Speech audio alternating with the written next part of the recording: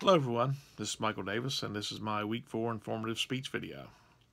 I'm going to talk to you about a crisis affecting many people in the U.S. today, but one that is particularly tough for our young adults. It's not about drugs or alcohol, it's about a crisis of personal debt. Between the high cost of living and rising college education costs, young people are often buried under a mountain of personal debt before they even graduate, much less find their first job. Compounding this issue is the fact that in the U.S. we do very little to prepare our young adults to make good financial decisions.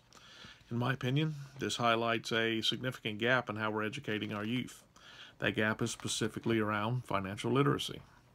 So you may be asking, what's financial literacy?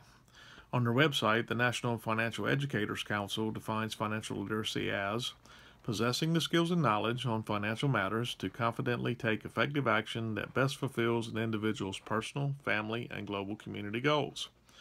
Unfortunately, the U.S. education system does very little to prepare students to make informed financial decisions on issues important to their future, such as student loans and other personal debt. In a 2011 article for the American Journal of Business Education, Yates and Ward state that it is the conclusion of the authors that there is a societal deficiency in personal financial literacy. It is a systematic problem. Most high schools don't offer classes focused on financial literacy, and those that do most often don't make them mandatory. So just as many young people are preparing to make their first important long-term financial decision, how to pay for college, they are completely unprepared. In the conclusion of a 2014 article, Lee and Mueller opened with a statement. The findings from this study suggest that college students, regardless of generation status, believe themselves to be ill-equipped to incur student loan debt responsibly. Compounding this lack of financial knowledge is a sharp rise in college costs. Between 2004 and 2012, student loan debt tripled, with a 70% increase in the per-student balance. In 2010, student debt surpassed credit cards to become the second largest form of household debt after mortgages, whereas prior to 2008, the student loan debt was the smallest of household debts. The net effect of this perfect financial storm is a historical high in student loan defaults.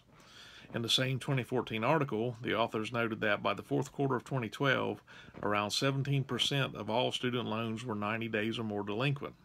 This also means that the largest sector of non-mortgage household debt is also incurring the highest delinquency rate. This puts the future of the federally subsidized student loan program at great risk.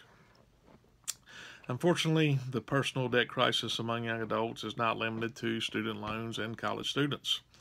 Unsecured credit card debt is also on the rise among all young adults. In 2009, the federal government passed the Credit Card Accountability, Responsibility, and Disclosure Law, CARDS, in an attempt to restrict predatory lenders from targeting young adults.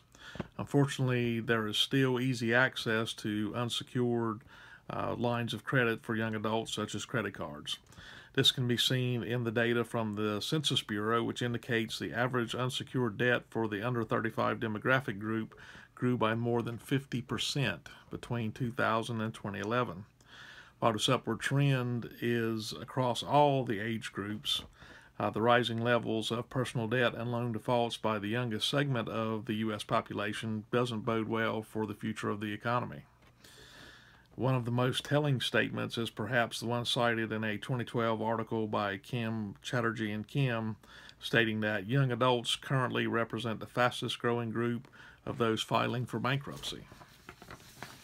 So, in conclusion, there is an urgent and growing crisis of personal debt among our young adults today that's been building for quite some time, and some kind of action has to be taken to correct the direction of that trend. Financial literacy is the key to the long-term solution of this problem. So you may be thinking to yourself, wow, this is a pretty scary problem, and I'm not even sure where to even start. If you're a parent, an aunt, an uncle, a grandmother, a grandfather, or just a friend of a young adult, talk to them about their personal finances and the importance of making good decisions. It may be the only topic less appealing than the sex talk, but it is just as equally important to their futures. Thank you very much.